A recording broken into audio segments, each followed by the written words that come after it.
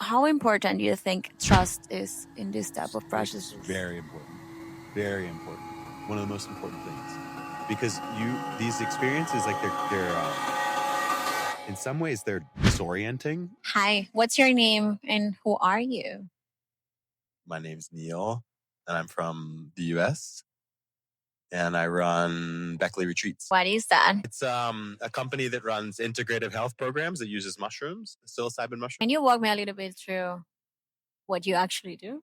So psilocybin mushrooms are a fungus, and when you take them in large doses, you trip, you hallucinate. But if you do it in a controlled way, it can actually have a lot of therapeutic benefit. And so we do that as part of a kind of thoughtful program where we teach people these basic well-being practices. And many of our guests say it's one of the most meaningful experiences of their lives.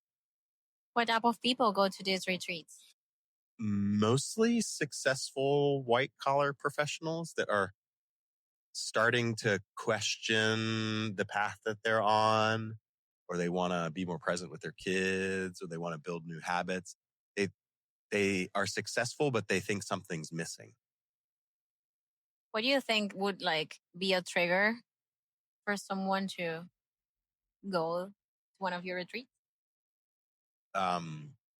Changing a career, a divorce, the loss of a loved one, but also just this like malaise, where you're like kind of numb, like you don't feel like you're doing the things that you used to enjoy doing, like this kind of like burnout feeling. There's a lot of people. I'm Vanessa Schlaudi, and this is Vitamins Life, a series of conversations with people that are shaping the future of health, performance, and how we live. Today, we are with Neil Markey, CEO and co-founder of Beckley Retreat. Did I tell you where we are? I don't know. This is Monte Brè, just above Lugano in the south of Switzerland, right by the Italian border. I usually come here when I want to disconnect a bit or just see the city from a different perspective. How important do you think trust is in this type of processes? It's very important. Very important. One of the most important things. Because these experiences, like they're in some ways they're disorienting. You've never done anything like it unless you've had one of these experiences. They're like in a bucket on their own. And if you don't feel safe, you're going to resist it and you're going to fight it. And you want to create an environment for people where they feel safe and taken care of so they can kind of let it go. Mm-hmm. But if you don't feel the trust, then you're going to hold on really tight. That's why also you have a preparation before. There's a whole method to it. Yeah. You want to get people, you want to build that trust. You want people to feel like they're ready and they know what's going on. And then they can have a deeper experience. If you just run into it, for most people, there's a ton of resistance, because it can be a bit scary. You don't know what to expect and you don't feel like you can trust the people around you. And you said this is in a group setting. So I guess you create also connections with the people around you. Other guests, yeah. Yes.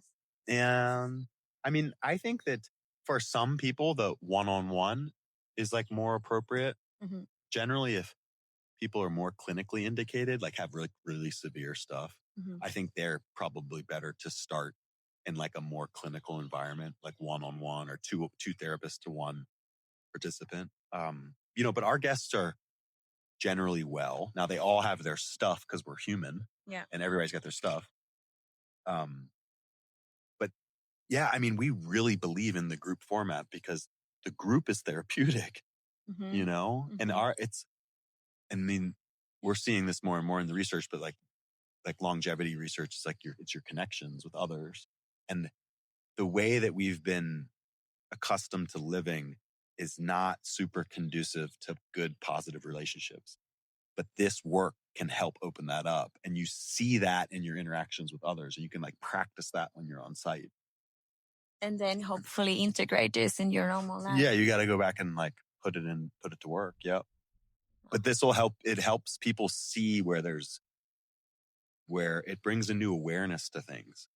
So you can see where there's spots in your life that you need to focus on. People be like, oh shit, I got to go apologize to my mom. And like, that's been a huge thing. And maybe I knew it, but now it's like right in my face, you know? And it softens people up, you know? And a lot of very accomplished professionals spend a lot of time in the thinking mind, which is really good for building businesses and planning and analyzing and things. But that mode also cuts you off from your heart, which is how you actually connect at like a deeper level with other human beings. So there's a public speaking technique that I think is just such a good metaphor or like analogy for this. But if you're going to tell a public story, like in front of a group of people, and you're worried that you're going to get too emotional, you can do math in your head. So if you can do 2 + 2 is 4, 4 + 4 is 8, and it'll cut the emotion off. So think if you're doing that all the time. Some of us are always analyzing. I was like that. Always judging, making sense of. And that's a valuable skill, but you can get stuck in that mode. And then it's really hard to have the other part of life, which is connection with others and nature. I was curious about why you teach people at the preparation process breath work. Because it's really good for central nervous system regulation. I think it's also just a good basic practice for awareness.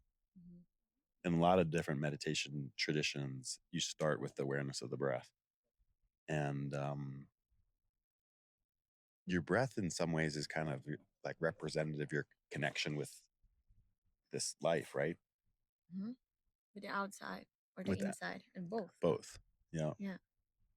And I don't know, I think it's just like so fascinating too. Like you look at a tree and like how trees with the branches and the leaves, and then you look at the cross section of a lung. They look exactly the same. And then they do reciprocal functions, right? One turns oxygen into carbon dioxide and the other one turns carbon dioxide into oxygen. I love this. It's pretty cool, huh? Yeah, it's so cool. And how can you train your nervous system to do this type of experiences? Do you think it's important? Yeah, I mean, these experiences, I think, help bring a new level of awareness to your nervous system. So people can be in this like fight or flight state, this sympathetic dominant state, and they don't know any different because they've been in that state for a long time. And then these experiences have some way of helping people be like, okay, like I am stressed, like I can feel it now. But yeah, we can oftentimes just like numb things and push it down and like keep moving on and keep moving on. And so these can kind of like break that. And then you're like, oh, wow, I can really feel in my body where there's, anxiety or discontent. So this is going to make you uncomfortable, these experiences, so that you're aware to where the problem is. There's some uncomfort in them, yeah. And they're a little destabilizing too. They shake things up. But then there's an opportunity when things settle back down for them to settle back down in a better place, And yeah, I think that it all kind of starts with awareness. You have to be aware that there's issues before you can do anything against them. Yeah. Yeah, because otherwise you're just in autopilot and you don't never realize that you had even like an issue. You can do it for decades. You can be in the autopilot for decades. Yeah. Yeah. So once you know where the pain point is, okay, because you went to this type of like experiences, like, then how do you like overcome that? You practice the things that are helpful, like good diet, meditation, thoughtful about who's in your life and your relationships, what you're putting into your mind, how addicted you are to technology. All these things matter. Some people need to work on different things. So this is like part of the process, like figuring out where your gaps are. Most people need to sit in stillness more because we just don't ever do that in America or like Western countries. But some people also need to be more activated. Like some people need to lift weights or box or something and like activate. And yeah, you just need to kind of figure out where you're at. I've heard like this type of experiences are like surgery for your brain. They bring things up to the surface. Yeah. And now we know that you do have things in your body. It's not just in your mind. That traumas and experiences and stuff live in the tissue somewhere. In your fascia. In your gut, in your heart. Yeah. And not just stuff that happened to you in your lifetime. We know that you get it from your parents and your grandparents too. Like we've seen this. And this is the kind of stuff I think is so fascinating because 20 years ago, you would have been laughed out of a medical school. They would have said that was bullshit.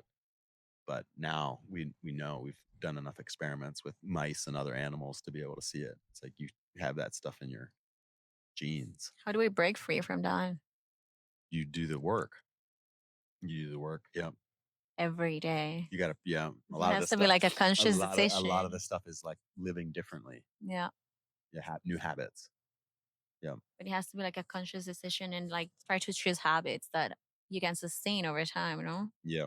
Like, and it's all okay to fall off the wagon too. You Yeah. know, like I think it's not about getting to some endpoint. It's about like learning a new way to live and knowing that we're human and we slip up, but then it's just trying to come back to the basics over and over. It's and all over and about over again. consistency, It's all right? about consistency. What would you tell to your 20-year-old self? Learn to meditate and pray and spend more time in nature and don't worry so much.